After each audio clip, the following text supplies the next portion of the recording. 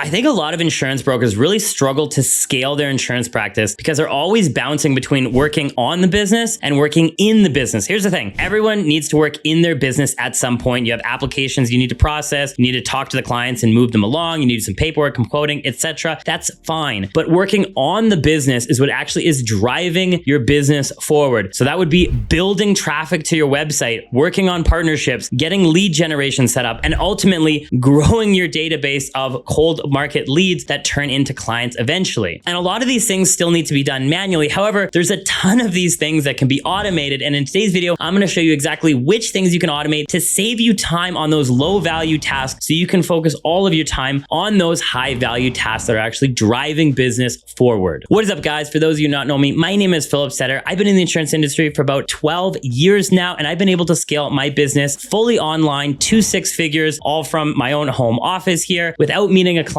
since before 2020. I put a masterclass together to show you exactly how I built my business to 6 figures 100% online. If you guys are interested in that, just comment masterclass below and I will send it to you. But without further ado, let's just get right into this video. Okay, so here's the thing. For any insurance broker that's just getting started and they're just starting to get a few clients and they don't really have that much going on, it doesn't make a ton of sense to start spending all this time building out these automations and all these flows. Not to say that you shouldn't start working on some type of funnel. However, if you're doing like one application per month or less for that, for that matter, it doesn't make sense to spend so much time building this out. You have a lot of time right now. You can manually run quotes for the client. You can manually do the paperwork. You can do the video editing yourself if you're making videos. You can do the graphic design. You can do all of these things yourself right now because you have so much time and probably not a lot of money. So it would be best served for you is if you just focused on building your business and actually getting a few clients. And as you start to actually, have clients and have traffic and have conversions, etc., then you start to layer in these automations. However, for any broker that's actually seriously in business and wants to build a sustainable business over time, once you start having to choose between the low value tasks and the high value tasks, it's time to start building out these automations so you don't have to spend your time doing these low value things, all of your time doing high value things.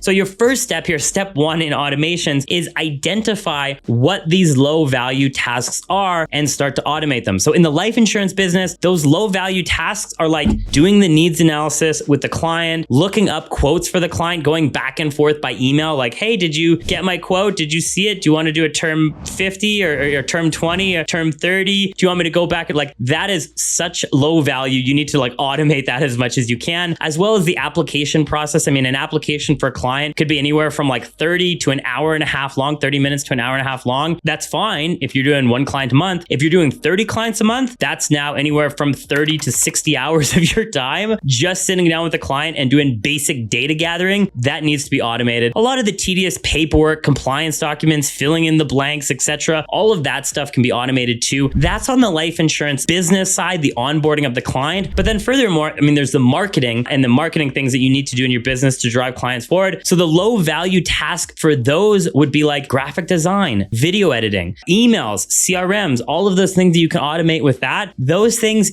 at first it's great if you do those yourself, but over time you need to start outsourcing that to different individuals. So once you've identified what tasks in your business are those really low value tasks that you can automate, now let's actually automate them. So I'm just going to read here from a list, the things that you can automate. And by the way, these automations that you build, you spend some time setting them up, but once they're built, then they're done forever and you can just let them run. So the first thing that's the easiest to automate is your lead capture. So I don't know how most people are doing their lead capture, how you're doing your lead capture, but of course, and I don't know how you structure your business, but you should be having some type of landing page, some type of funnel where you have some type of lead magnet and you're gathering their data. If this is just a simple submission form and then you're contacting the client manually and saying hey, thanks for filling out the form, what can I get you?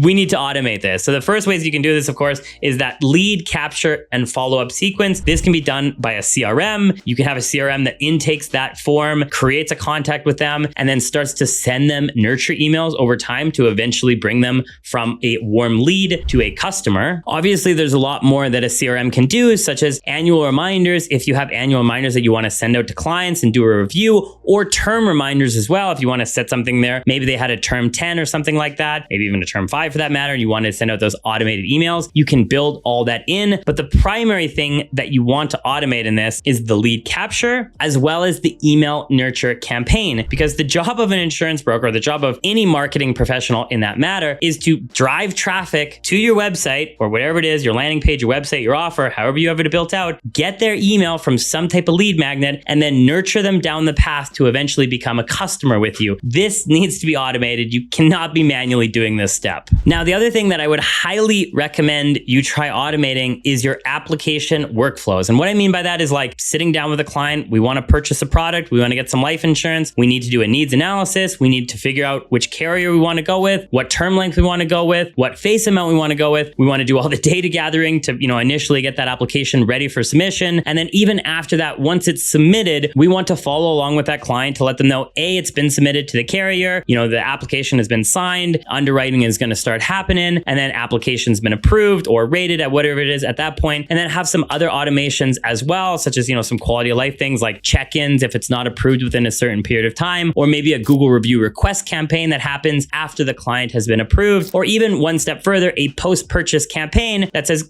great, maybe you're starting with an easy product like term life insurance just to get them in the door. And then 2 weeks or 3 weeks after they've been approved, you say, hey, great, maybe we can have a follow-up discussion about critical illness or disability, or maybe some other type of product. Maybe you're in the investment world as well. And you say, we can manage your investments. We can do RSPs and TFSAs, retirement planning, income planning. I don't recommend to people, financial professionals, to try and do this huge lump sum approach. I think it just scares a lot of clients away when they have this like, hey, I'm reaching out to have this like one product. And you're like, great, let's sit down and have a meeting and I'm going to sell you like 15 products. I think that scares a lot of clients away. In my business, I slowly nurture the client down the path, start with a small product like term life insurance, and then layer in additional products down the road after I've built the relationship with that client. And now they know, like, and trust me, and have already purchased a product from me. So all of those little things that I mentioned, you need to build some type of system that automates those, some type of CRM or some type of platform where you're automating all those little steps. So now those low value tasks, needs analysis and quoting and back and forth and emails and the application, the data gathering, that's all automated. And your number one job as an advisor now is, okay, how can I focus on driving traffic to my offer, to my website, and getting more warm leads that I can then eventually nurture down and convert them into actual clients. Now, automation can't handle everything. Sometimes there's just things that you can't automate and build out these, automations for. You need somewhat of a human touch, pardon me. So at that point, I would say there's a couple different ways you could do this. Of course, you can do it yourself. However, again, if it's a low value task that's not driving business forward, I would either A, outsource that to like a VA, so a virtual assistant. If it's things like manual paperwork, getting people to sign a PDF, following up for underwriting, letting them know about a rating or something like that, I would hire a VA. They just handle all of that stuff for you. You can find them online for like incredibly cheap and just let them know a little bit about your workflow, explain how your business works. If you're actually driving some volume in your business and you're starting to get bogged down by these processes and these low value tasks, it might be a good time to consider hiring some type of assistant that can handle those kind of mundane tasks in your business, and you can focus on the bigger ticket items. And then the other thing, again, this is now going into marketing, which I'm going to get into in the next step, but is those low value tasks on the marketing side, such as video editing, graphic design, and scheduling content. If you're doing content marketing for your business, which I absolutely believe everyone should be doing, you need to start looking at contractors for those services. You can find lots of great people on these services like Upwork or Fiverr or other services like that. I found a lot of really good contractors, website designers and developers and Figma designers, video editors,